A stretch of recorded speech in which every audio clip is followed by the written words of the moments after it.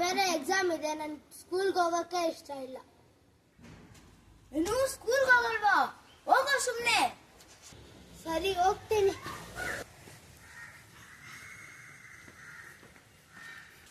ಇವತ್ತು ನಾನು ಸ್ಕೂಲ್ಗೆ ಹೋಗಲ್ಲ. ನಾನು ಆಚೆಗಡೆಲ್ಲ ಹೋಗ್ತೀನಿ.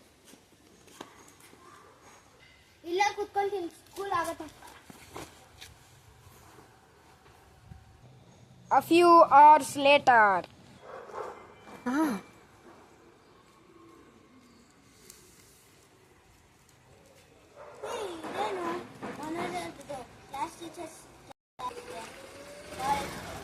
ಹಲೋ ಸರ್, ಇವತ್ತು ನಿಮ್ಮ ಮಗ ಸ್ಕೂಲ್ಗೆ ಬಂದಿಲ್ಲ ಸರ್. ಹೌದಾ ಮೇಡಮ್?